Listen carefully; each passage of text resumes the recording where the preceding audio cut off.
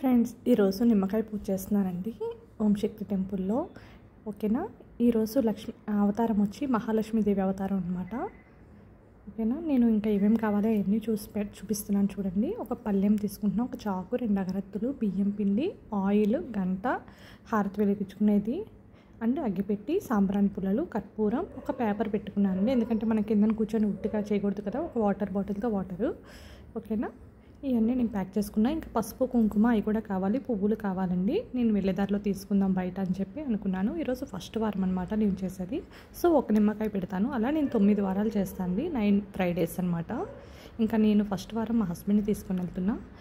మిగతా రోజులు నేను ఒక్కదాన్ని వెళ్ళొచ్చు.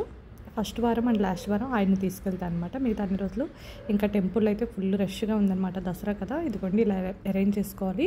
చక్కగా నిమ్మకాయ ఇలా కట్ చేసుకొని తొప్పలాగా అలా చేసుకొని ఆయిల్ వేసుకొని ఒత్తి పెట్టుకొని ముందు పసుపు కుంకుమ అంటించుకొని తర్వాత ఇలా చేయాలండి.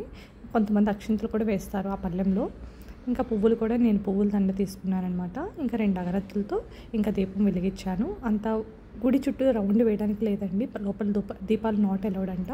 ఇంకా అమ్మవారికి చూపించి 3 సార్లు హారతి లాగా చూపించి బయట పెట్టేస్తామన్నమాట. ఇంకా అక్కడ బియ్య పిండితో చిన్న ముగ్గు వేసుకొని ఇంకా దీపం అక్కడ పెట్టేసి హారతి ఇచ్చేసి గంట కొట్టేసాను అనమాట. ఇంకా తర్వాత ఇంటికి రాగానే ఇంకా అటుకుల పాయసం చేద్దాము, ఫాస్ట్గా అయిపోతుంది అని చెప్పి ఇంకొక దానిలో పాలు మరగ పెట్టేస్తున్నాను. ఇంకో కళాయిలోనూ అటుకులు వేపుకుంటున్నాను నేతిలో. ఇంకోండి పాలు అయితే చక్కగా పొంగాయి. ఇంకా అటుకులది అయితే నాకు నియర్లీ 15 మినిట్స్ కూడా పట్టలేదు, చాలా ఫాస్ట్గా అయిపోతుంది.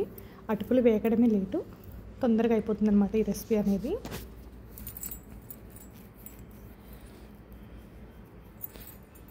ఇదిగోండి అటుకులు వేసేసాను.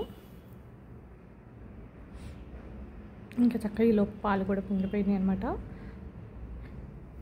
ఇంకా అటుకులు కొంచెం దోరగా వేగిన తర్వాత ఈ పాలల్లో మిక్స్ చేసేసానండి. ఒక యాలక్కాయ దంచి వేసేసుకున్నాను. ఈలోపు అవి అవుతూ ఉండగానే నేను పూజ సామాన్లన్నీ క్లీన్ చేసుకొని రెడీ పెట్టుకున్నాను అనమాట.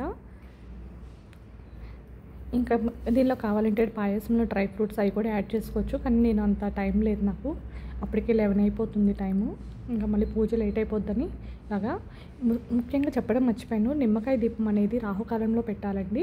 సో అంటే 9:30 దాటిన తర్వాత మనకి ఎప్పుడు రాహుకాలం ముహూర్తం వస్తుందో అప్పుడు పెడితే మంచిదంటారు. నేనైతే అలాగే చేస్తానండి, రాహుకాలంలోనే పెడతాను.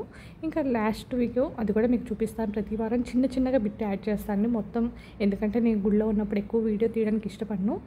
ప్రతి ఇయర్ తీస్తున్నాను కదా చిన్న బిట్ అని చెప్పి, నాకు ఫ్యూచర్లో యూజ్ అవుతుంది కదా మా పిల్లలకి అలా అని నేను వీడియో క్యాప్చర్ చేసుకుంటాను అనమాట.